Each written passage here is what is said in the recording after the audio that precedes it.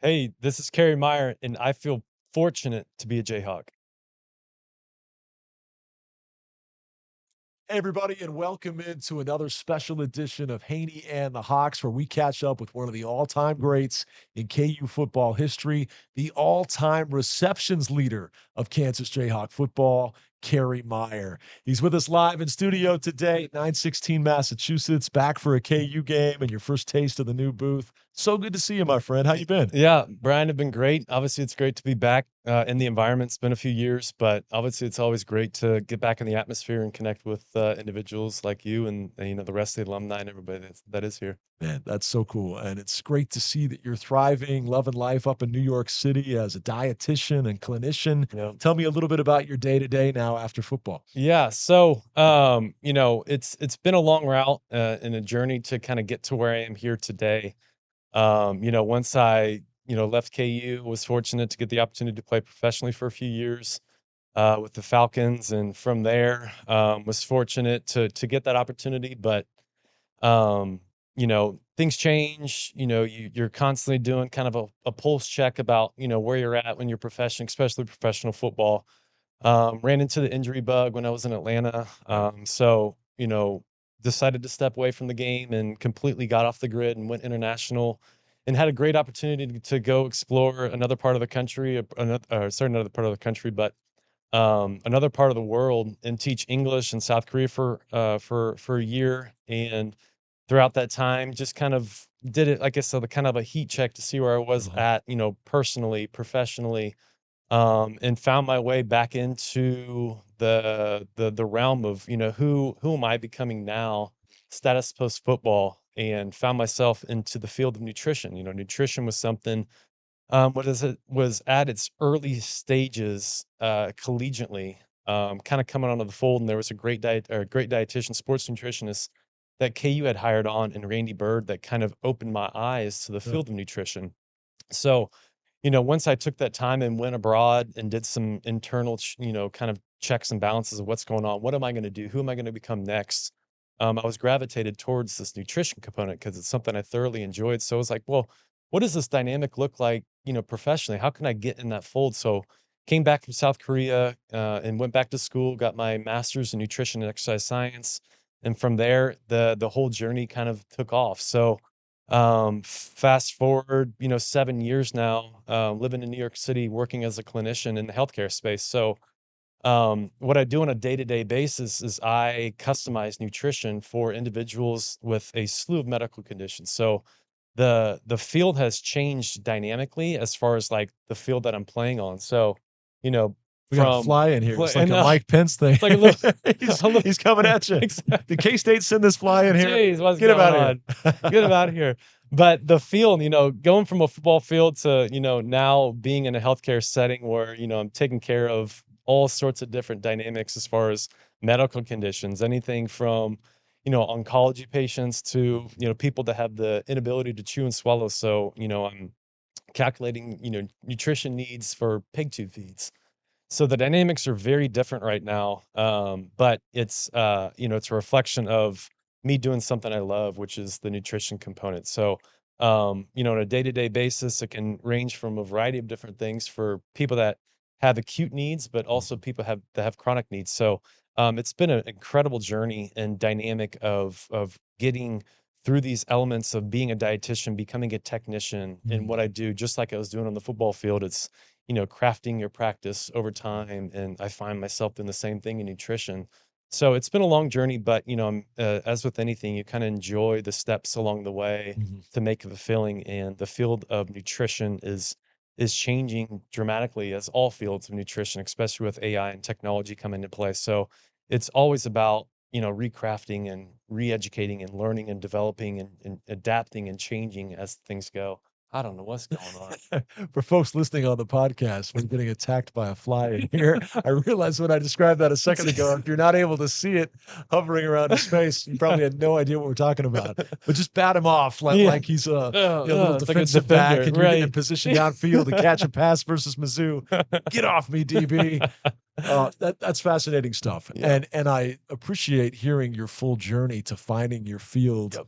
in the dietary realm because I feel like, and I don't want to get too deep on this, but football's a young man's game. And yet when it's what you've known your entire childhood and your collegiate years and Yeah. early professional years, I think for a lot of football players, when football is taken from them Yep. and the calls stop coming and they're no Right. longer on a roster, your identity has been tied up in that. And so it's hard to find what that next chapter is. So I Yep. love to hear Mhm. that you went on a big time journey all the way to South Korea. We had Todd Reesing in that chair a few weeks ago, and he took the 9 month sabbatical going to 6 different Right. continents and kind of a different themed trip than what you took. But Yep. it's neat that you were able to find the next Mhm. chapter so quickly. And even though you had to go halfway around the world and ultimately Right. found your calling in coming home to this clinician's role, I think for some guys they struggle in saying goodbye to football and finding the next thing. So it's interesting to hear the path you took to getting to where Yeah. you're at today. So, Brian, adding to that, it's like I said, it's been a long journey Yeah. to get there, and it's only been 7 or 8 years, but it's felt at times like it's been an eternity. And that whole transition, um, it's it hasn't been smooth. And I don't, looking back on it now, I'm grateful that it has not been smooth.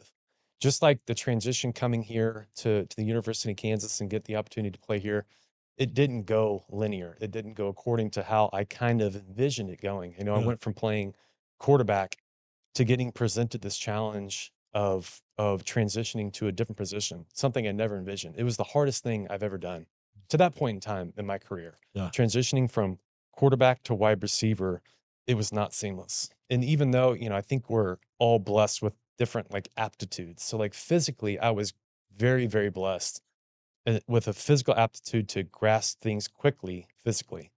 That transition from quarterback to receiver made it seem like it was pretty seamless and easy, but everything that went on behind the scenes Mm. of diligent, dedicated work, work, work, work, work, um, may have given that appearance that it was seamless and it was easy, but the transition from quarterback to wide receiver was a walk in the park compared to that transition from football to what's that? Yeah. And that idea of, the structure, the environment that you're in with any athletics, kind of, whether it's football, basketball, baseball, there's such a routine that you get into that's constructed and their calendars, your days, your hours, your minutes are set to where everything is so regimented. So you're instantly put into this onto this pedestal, and the routine that you have is so refined and it's so precise in everything that you're doing that you go literally from 1,000 to zero real quick. And what happens after that? And that's that transition from expect like collegiately to the real world, but take it to the next level. I mentioned that pedestal. You go professionally and you're on that pedestal there Yeah. where everything is so finite to all of a sudden, boom, it's gone. Where did that structure go? There's a lot of uncertainty that goes through that process. And I was fortunate, like I said, to have that opportunity to go international, to really dig in deep and kind of discern through, all right, well, what am I now? Who am I? I've got a lot of soul searching to go through, which is really, really difficult. And it's a really challenging component to go through that process. And it hurts and it's a struggle and it's real. And there's a lot of guys that go through that constantly question. And like I said, the transition now getting into being a clinician and be a dietitian, just like that transition from quarterback to receiver, Yeah. it takes a lot of hard work and there's a lot of dark days. But if you can stay optimistic, which I did throughout that time, and have great people that you can rely on to kind of put yourself into that circle to keep you above water and keep you floating and just give yourself a chance and stay optimistic towards that. It's given me that chance to be here today to Yeah. talk about what I'm doing now, to expand on experiences I had both here, collegiately and professionally. So, grateful for all those opportunities along the way, but that transition from athletics to the real world will hit harder than anything else that you'll ever Interesting. go through. And, one thing, looking back on my time near or time here, and like I mentioned with those people that you have in your circle. So obviously one of those individuals was Coach Mangino, and there was I don't know how many years, probably for 5 straight years from my redshirt freshman year all the way up. He always would come into those team meetings and talk about if you think this is hard, wait till you get to the real world. That's where the hard work really begins. And Yeah, he wasn't lying. I mean, yeah. the dynamics of life and the situations and the realness of how things get, it hits really hard. And having people close to you that you can fall on to ask questions, to stay curious, to provide that support when you need it, makes those transitions and whatever dynamic that may be a little bit easier. Man, what great insight. Love that. Yeah. And the number one topic on my list today to ask you about is that selfless transition you made from quarterback to receiver. And I tell people all the time, I challenge them, find a greater example in Kansas athletics history, not Kansas football, across the board, all 16 sports, of someone who humbly accepted another role and then went out and thrived to the point of individual and team success, unlike was probably even fathomable for anybody. And we're going to spend the bulk of our remaining time talking specifically about your KU career. But I always like to have a little bit of context on a player's background. And with you, you come from a great football family, Mhm. youngest of four boys, all four play collegiately, two of which go to K State, Mhm. one to Pitt State. Pride of Pittsburgh, Kansas, number 13 rated quarterback nationally coming out of high school. But you decided to carve your own path. It would have been easy to go to the Little Apple Mhm. like two of your three brothers chose to do. You ruled them out pretty early, and it came down to Kansas and Texas A&M. Pick up the story from there and why it was that you felt compelled to write your own story. So growing up, having my oldest brother and then my second or third oldest brother, both being, K-State players. So I grew up a lot watching a lot of K-State football. So I understood everything that K-State was about. And, no discredit to the university, the program. They did, you know, endless things for what they did as far as like their collegiate professions and going on professionally and things like that. So there's never been any bad blood towards K-State. I have, in a way it is blood, having brothers go there, it's deeper than just the color purple. It goes a lot. And, fortunately I was able to go and see a lot of those football games. So, I was their number one fan in the stands for a large period of my, childhood growing up, seeing a lot of football and seeing a lot of successful football. K-State during those years, they were Big 12 champs over and over and over, 11, 12 win seasons. So being part of that, blood of being a K-State, fan, I saw a lot of success. And, there's nothing better than going and winning and being part of a winning program and being part of that. So that dynamic was huge when it came to, as I'm coming up through the high school ranks and starting to evaluate what I want to do at the collegiate level. My first inclination was to play college basketball. And all the way up until like my sophomore year, was entertaining offer to go play at Oral Roberts in Tulsa, and then I had an opportunity to maybe go out to Long Beach State and play basketball out there.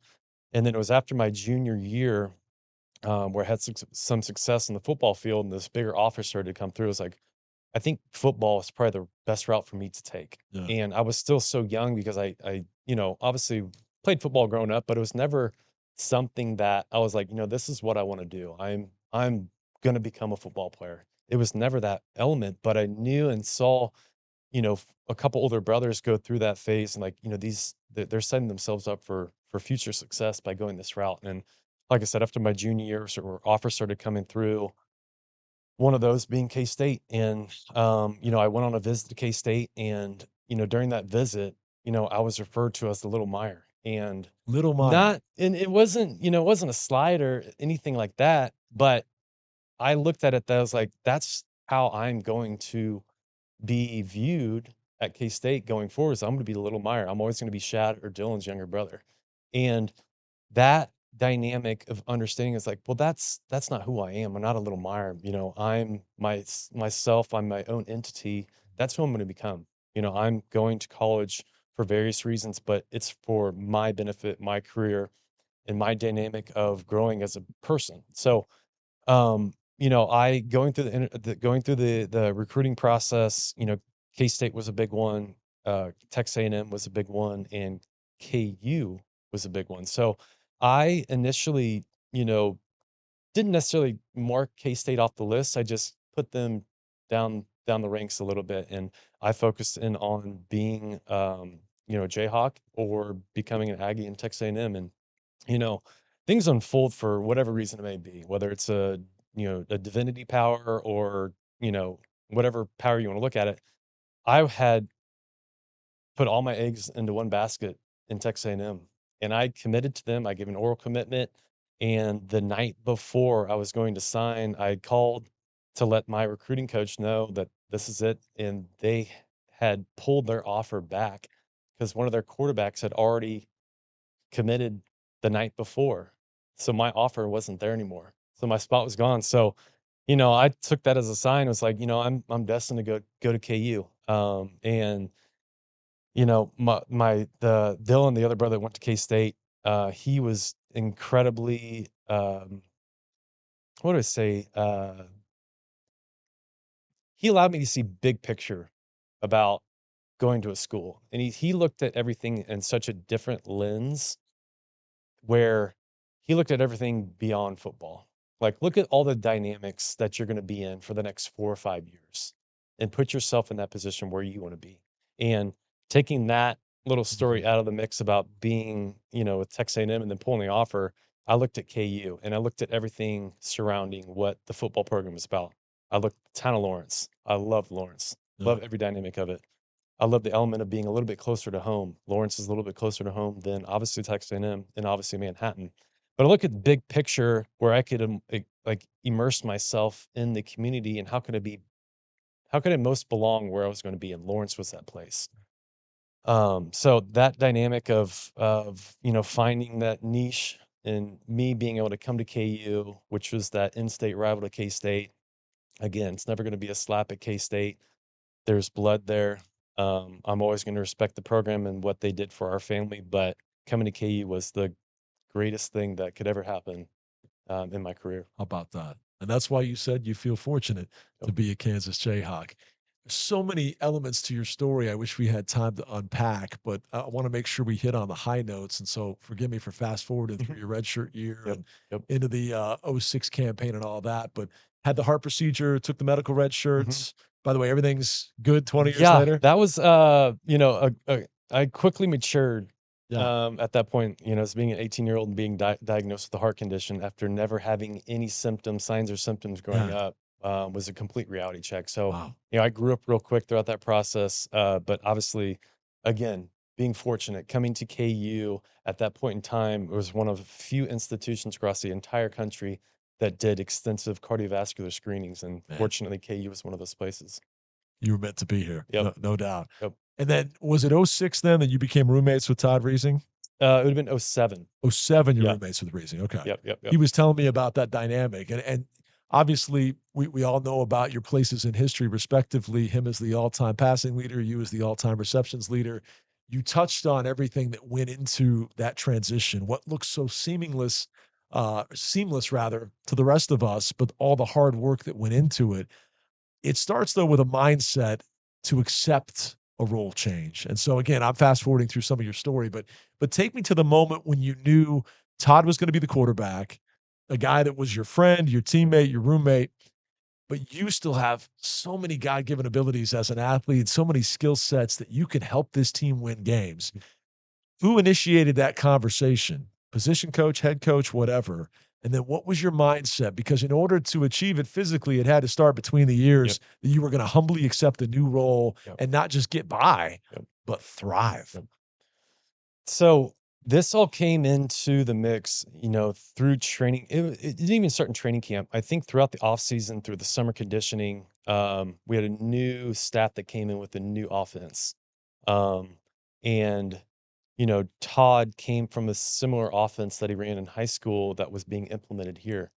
Something a little bit different for me, but he went out and executed throughout the offseason. And you could see he has this aura and confidence around him that people just gravitate towards.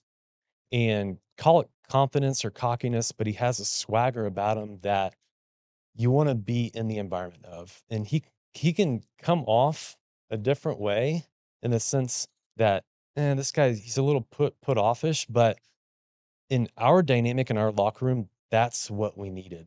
And we needed that as Coach Mangino called him, that spark. And then he called him Sparky. But he needed a spark. There's a new kind of element, environment, energy that's coming about. And he was this little burst, this little catalyst that came in that people gravitated towards. And he brought a completely different dynamic to the quarterback position.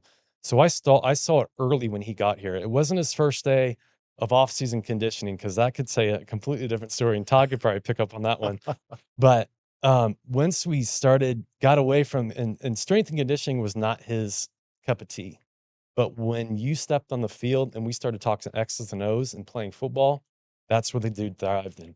And obviously he showed it over the course of his career, but the dynamic of going through training camp and getting reps and getting equal reps and watching my competition, my peer, my teammate, um, take that opportunity and run with it and put himself in a great position to become that starter. It was his opportunity to gain, and he did everything he possibly could, and he played to an exceptional level and just brought my level of competition and bar and competition up throughout the entire process. So, once the starter was announced and we get into the first, fourth season or first 4 games of non-conference, he's playing well. Coach Warren, the offensive coordinator, comes into the mix and he's like, I remember coming into the meeting that day. He's like, "We're going to start creating a package somehow to get you on the field in some way." I was like, "Great." And that element of getting that news was uplifting because that allowed me the opportunity to get on the field. Yeah. And I took it and ran with it. And that dynamic of working through that, just like anything we mentioned on this podcast, it was a struggle and it's a challenge. But I think over my career and just my personality is I was always willing to embrace that challenge and get uncomfortable and see how adverse situations could become and how I could use my body of work to respond to that. Yeah. And I think that's what allowed me to overcome that challenge, was my willingness to embrace that and to become a different and kind of a morph myself into something different. All right. Mhm. Obviously, this is going to be a position change where I'm going from quarterback to wide receiver, but everything that I did that got me to where I was as a quarterback, those core principles of hard work, commitment, dedication, taking responsibility, action, doing all those things that I can control, I use those pillars that I crafted myself to become a good quarterback to those same principles to be a wide receiver. So once I found out kind of that news of, we're going to start implementing, I took it and just ran with it. Yeah. And um, that my approach to anything was like, I was doing things at a good level, setting a good example for my teammates. I was being the teammate. I was doing everything I was supposed to do, but I always thrived in situations where I wanted something more than good. And it was that point of like going after greatness Mm. and achieving. And that the dynamic of going from good to great, it requires this different sense of interest and intensity and urgency in everything you do, where it almost becomes obsessive. And um, that's it sounds weird looking back on it, but my redshirt sophomore year, so it was going into that that year where I was competing with Todd. Something I loved doing was finding odd hours to go and work out. So whether it was a Saturday off season, what I loved to do was, during the offseason, quarterbacks, we'd always get a bag of balls and we'd have them in our locker room. And so odd hours, off hours, those were things that I always thrived on, was finding those windows of opportunity where I could go work to get ahead of my competition or my peers or whoever it may be, my opponent. So it was one Saturday night during the off season, 2006. I can remember it. I grabbed the bag of footballs, and this was at the old indoor facility, Anschutz, and I would go there Saturday night and grab the bag of footballs, and I would just go and throw into trash cans, and I would just work. And because that was something I did, like I love repetition. I felt if I could get those reps in over and over and over, I would perfect it.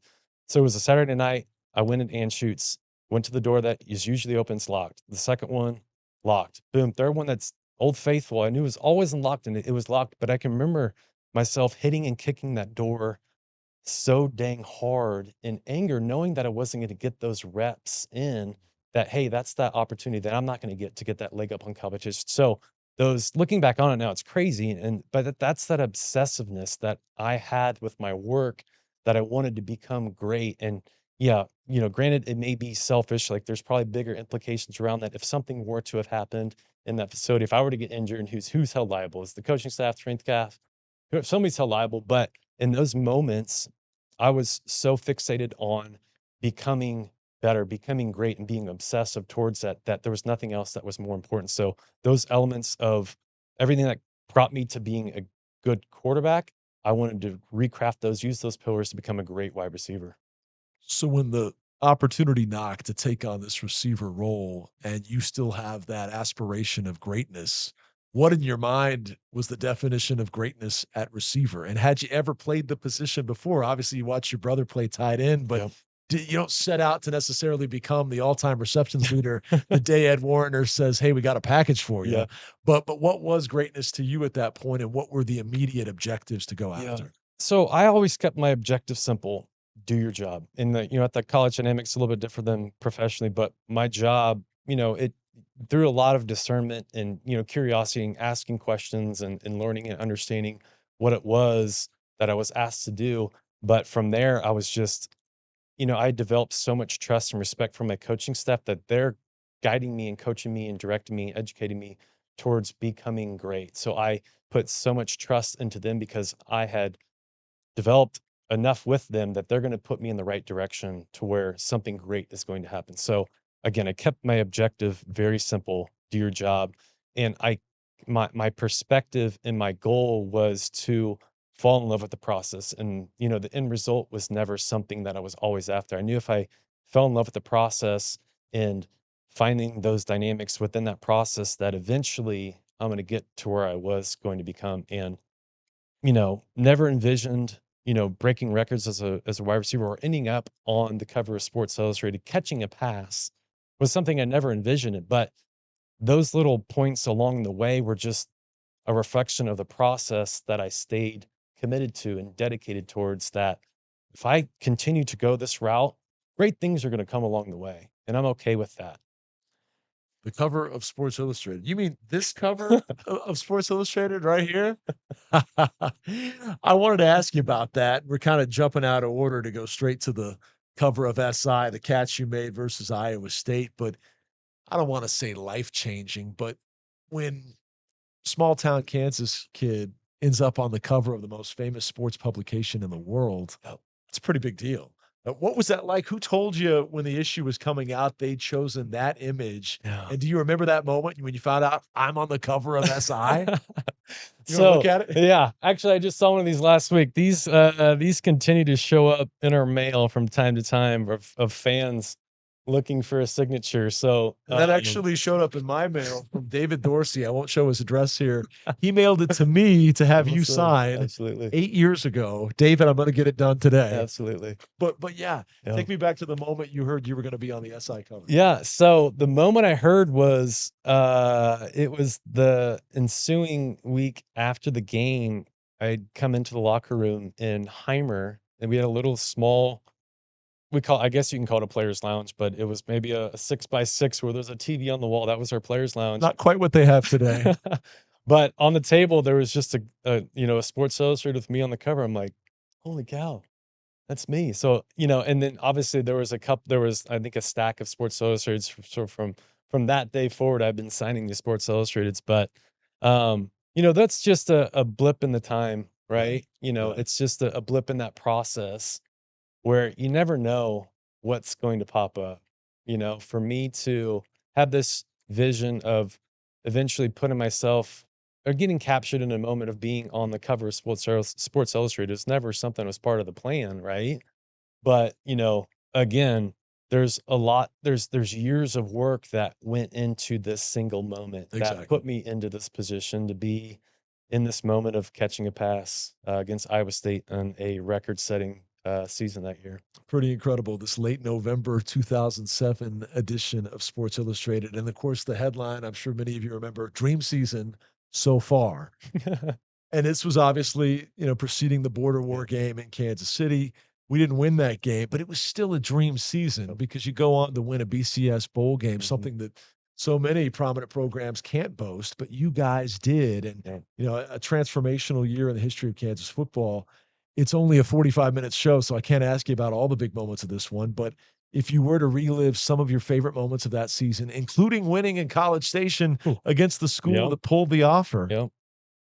what Yeah. were your favorite memories and moments? I mean, um, there's so many points. I mean, you think about that 2007 season, the entirety of it. It was just this continuing climb, climb, climb, and the mentality of the team was it was always the next opponent, the week to week. It's like if we take care of this one, all right, great. We'll look towards the next Saturday when that time came. And like we found ourselves 4-0 non-conference, and I think the first pivotal game is when we went to K-State and played over there in 2007, and back and forth game. Keeb makes a late play to kind of seal the game, but we go over there and win in Manhattan. Talk about momentum carrying, and that's the whole dynamic of sports. Like, momentum's one of those things that you're always after. You either have it and you're trying to keep it, or you've lost it, you're trying to gain it back. But at that point, we started carrying a lot of momentum after the K-State game. So the pivotal point of winning over there on the road, or going down to College Station, winning down there in a tough atmosphere against a good perennially good Texas A&M squad. I think hanging 70 on Nebraska. That's another good Years. one. That's a big one. Did Mangino use the A&M backstory as motivation with you? Because Todd sat in that chair and told a similar story where the program had said, "You're one of our secondary options." Yep. And Mangino whispered that in his ear as he was warming up before the Yep. game, just to give him that extra Yep. spark for Sparky. Yeah. So coach, he never used it, pregame, but throughout the week, Okay. he had mentioned and referenced it a couple times. So that was something that's always been in my mind as we're sitting in the studio. I'm looking at this Texas A&M helmet. Um, Not out of disgust, but, again, going back to that fortunate that, I never had to put that helmet on, because obviously life would be a lot different. But, there's always little points and, markers along the way, and that's what great coaches do is Mhm. they find those little niches at the right time and they understand how people tick. Yeah. And Coach Mangino understood how I operated, and he knew, you know, kind of planting that seed throughout the week was probably going to be more effective because I'm an individual that builds on experience and like understanding things prior to them happening. So I think he understands like I'm going to plant the seed earlier in the week because I know he's going to ruminate and think about this throughout the week. So when it comes to game time, he's ready to roll. But A&M was a good one. Obviously the game against Iowa State, it kind of set us up and put us in that position to be at Arrowhead, you know, ranked up against Mizzou. Unfortunately, the opportunity, they played a heck of a ball game. Chase Daniels was dropping dimes left and right. They had a great ball game, great club.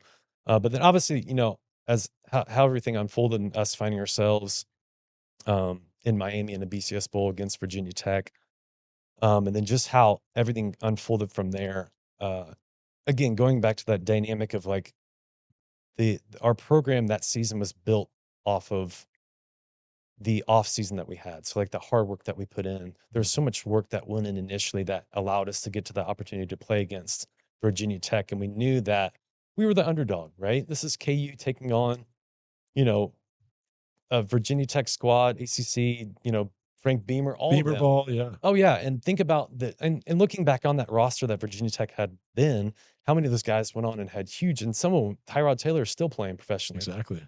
Um, In your town, yeah, New exactly. York. Yeah, New York. Now he's getting a chance again, but there's no, looking at, just the roster itself, it's like, they should have swept us out of the stadium. But we knew that if we stuck to what we were doing, that same mentality that we had all season, if we got to the third and fourth quarter and we were in contention, um, that we would win that ball game because we had put so much work on the offseason. And I can still remember the dynamics of again going back to like Coach Mangino kind of hinting at things throughout the week. I can remember in team meetings like he had talked about what Virginia Tech was doing. They had their pads and everything were already in the locker room all week long. They didn't put their pads on one time throughout the entire week of preparation in Miami. Wow. But then we're out in Miami in the dead of heat on whatever Tuesday, going 3 hours long, full padded practice, um, conditioning after practice. Like, we were continuing to put the work in all the way up to game day, all the way through. What kind of mental edge did that give you that maybe you were the tougher team? Yeah, no, that's what I was saying. Like, if we knew that we were in contention and we had a ball game, third or fourth quarter, we would win that ball game because our conditioning was superior to any other program across the country. And the mentality, it's like, we are going to continue to play with this chip on our shoulder and just continue to prove ourselves, which we've done all season long. We had to continually do that. Real quickly, when you think back to that night in Miami, you think back to that win, maybe what happened afterwards. Everybody has a Right. prominent memory that comes to mind. Daryl Stuckey told the story of biting through an orange with his Mm, mouthpiece still in. Reesing had his own stories of the post-game celebrations. yep. What's the most prominent memory that comes to mind when you think back to the biggest night in KU football history? I still have a vivid image of us standing on that stage and not, I think it shows like how closely knit we were. I don't think you could put enough players onto that stage safely, and yet we were trying to get, I remember grabbing more guys to come up on the stage because that's how close-knit we were. So I Yeah, have this vivid image of just this stage of, teammates and friends and colleagues all on the stage yeah, together, embracing each other as one. yeah. And there wasn't anybody doing one thing or, somebody on the 50-yard line taking pictures, but everyone was right there. And we knew that this was the last moment that 2017 was ever going to have. And Right. we captured it. And so I can vividly, recall Coach Mangino holding up an orange, or BMAC biting into an orange, or Stuckey biting into an orange, or people putting the victory shirts on. It's just this overflowing of relief and excitement of, like, not just 13 games that we had participated in that season, but it was years and hours of work, again, behind the scenes leading up to that gave us the opportunity to be on that stage together as a team. One more question on that team, that quarterback receiver combination. Obviously, you would go on after that to catch 102 passes, 97 passes. You go on to set the all time record. What became of your dynamic with Todd Reesing, your relationship Mhm, from roommates, duking it out at quarterback to now you're his most trusted set of hands? mhm, Obviously, Desmond Briscoe, one of the all mhm. time greats as well. But describe the relationship and what unfolded over the next couple of years. How would you describe it? Yeah, so I think the relationship took off in a different way from that point in our career. Going from being, a competition and pushing each other to become better and better daily. Um, Quickly found out, and, thankfully, like I said, I've had a long career, but, still to this day, going and playing with Tony Gonzalez in Atlanta and Roddy White and Julio Jones and Matt Ryan, Yeah. those guys were exceptional at what they did. But Todd Reesing, pound for pound, was the best football player that I had ever played with. Hands down. Wow. Hands down. Just his knack and understanding. Obviously, there's so many intangibles that we carry as individuals, but his ability to play football at such a high level, um, was something that, it's uncoachable. But, seeing him operate, and like I mentioned earlier about his little energy and spark of energy that he carries and harnesses and uses so effectively, um, is something that I always tried to, um, use in my artillery as I was going about and being a teammate and trying to, lead by example.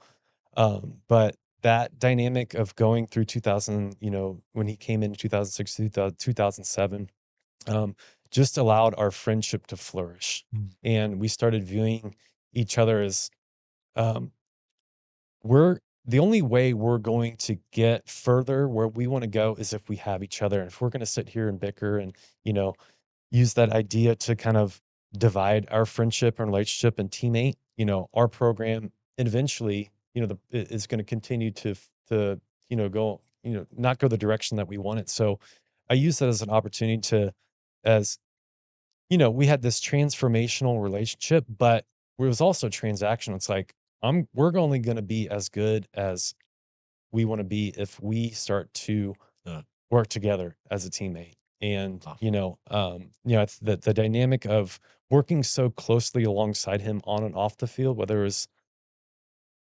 off-season conditioning or in the meeting room. Fortunately, I continued to stay in those meeting rooms. So I started to understand Todd's perspective of where he wanted certain things to be on certain plays or certain schemes. So I Right. understood the dynamic of what Todd was kind of envisioning, so that, once it came to Saturdays and when I was on the field, I understood where Todd was coming from. So that dynamic of it not dividing our friendship, but, it only enriched us and allowed us to flourish on the field together. Love that. And you seeing the game the way he sees it and knowing where he needed you to be would Mhm, help you the next year to go on to catch 14 balls versus Mizzou mhm. in the snow, including the game winner. We close it down as we always do with our 2-minute drill. But before we get to that, I referenced earlier biggest win in KU history, a BCS bowl championship over Virginia Tech, but maybe the favorite win for most Jayhawk fans that were Kerry Meier fans was beating Mizzou the following year in the snow because it's Mizzou. It's the border war in Kansas City, now the border showdown. But your memories of that day, the 14 catches, Oh, 106 yards, 2 touchdowns, none bigger than the game winner with the snow nice. coming down. Take me back to that day at Arrowhead. Yeah, as I've kind of noted throughout this conversation, is like, it's that moment, that game was just a reflection of so much stuff that had gone in leading into that. So Yeah, obviously throughout the course of the season, with it being with the 12th game of the season, yeah, there's a ton of stuff that happened prior to that, and not just me personally, but throughout the whole entire team. Guys are beat up. You know, a lot of injuries. I had been hampered by a soft tissue injury. My left hamstring was hanging on by a thread, and I had ran on an artificial hamstring. Credit to the athletic training staff, Murphy Grant, Dave Snyder, and them for being able to get me to allow to be on the field from week to week, let alone 12 games later. Kudos to them and credit to them to what they do in their profession. They're continuing to do, but um, so much external, intrinsic, extrinsic stuff that had led up to that moment, to that game, where so much work and so much commitment and dedication and sacrifice that had led to that moment, that game, that this was just a, a kind of a dessert to kind of cap the day off. Um, but so, and I think it's the way I look back on it now is like, obviously there's points of reflection, but if that the whole idea of like hard work pays off, that was that feeling and that sensation after that game was, okay, that's what, that's why you do all this work. That's why you commit to it and take those off Saturday hours and putting that extra work in for that element and that opportunity to have an experience and sensation like that. Like, I've only had a couple times in my life where I've had complete joy and euphoria to yeah, the point of tears, like tears of joy. One time it happened, Little League baseball growing up. I had tears of joy after winning a state championship. Again, it was one of those same dynamics. It was a back and forth game. It went extra innings. I think it was like 10 or 12 innings, but we won in the last, there was a grounder. I scored the winning run, but I remember coming across that base and weeping in joy, like that sensation. I had this same feeling and same reaction after the KU Mizzou game of yeah, winning that game, where I had tears of joy. And it's this like complete feeling, like I said, euphoric, where it's the ultimate high. Like, this is the beautiful part about, yes, life, but sports. So what it can yeah. do, it can literally bring you tears of joy.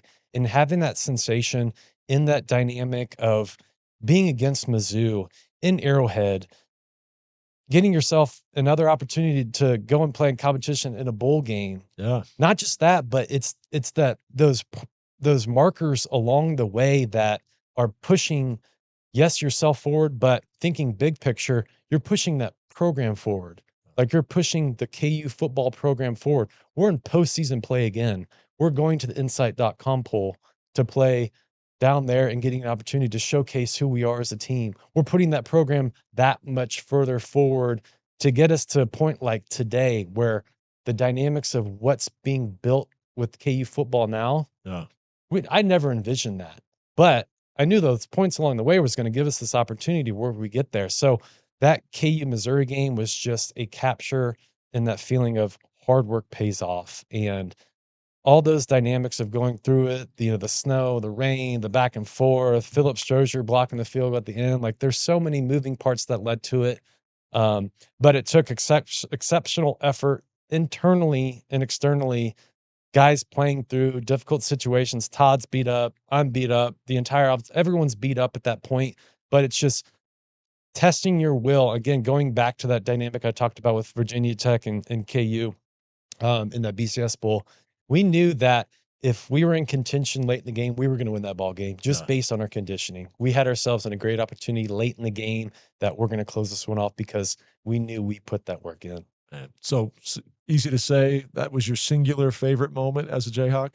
Singular favorite moment, hands down, was that one. There's another moment in my 2006 season. It sounds kind of odd now, but it was the most. There goes the flag again. It's back.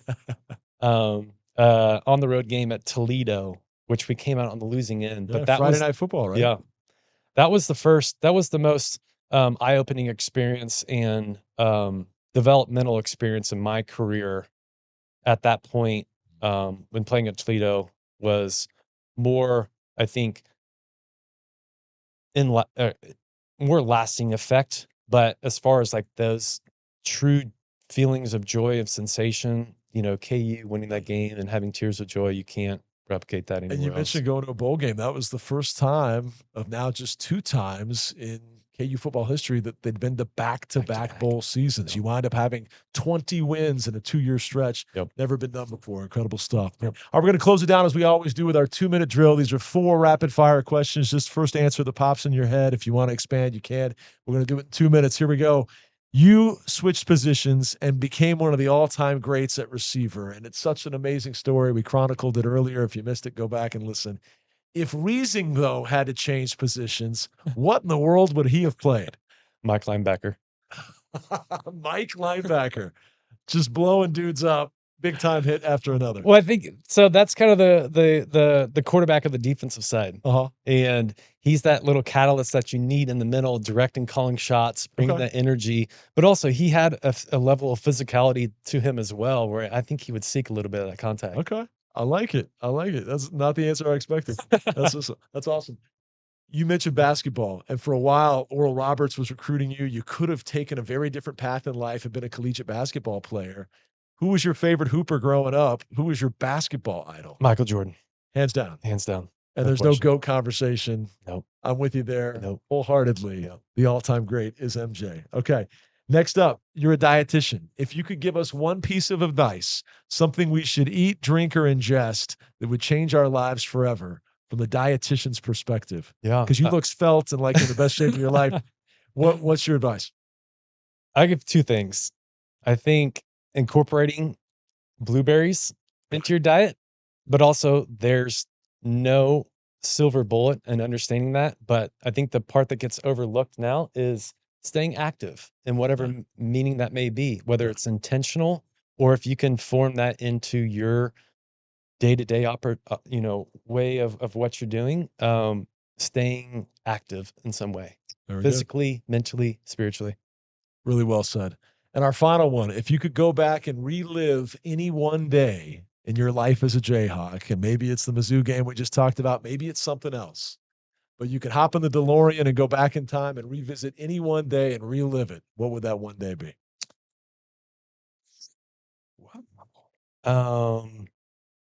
I would say that not even football, but supporting the entire KU program of athletics would be the night after we beat North Carolina in the Final Four in the celebration that ensued on Mass Street afterwards. Yeah.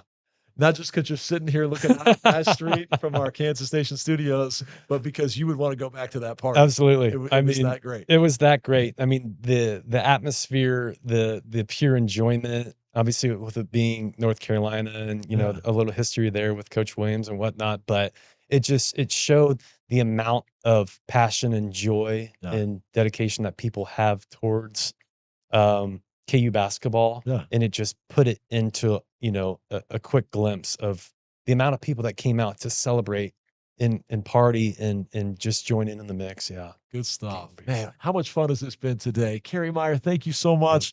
All the great stories, all the Yep. amazing insights, for being so gracious with your time today. We appreciate it greatly. Make sure you check this guy out. If folks are ever in the New York area, Yep. you're the number one Yep. clinician There it is. dietitian in Yeah. NYC in Manhattan, huh? And the good part about it is, you don't have to physically be there now. Thankfully to telehealth, I can connect with you wherever. Okay. But get some blueberries. If you learned anything today, Orange Bowl, yes, but blueberries are going to make you live longer, happier, and healthier. Kerry Meyer, thanks so much, Yeah, buddy. absolutely. One of my Thank you. all-time favorites. Kerry Absolutely. Meyer on this edition of Haney and the Hawks right here on Kansas Nation.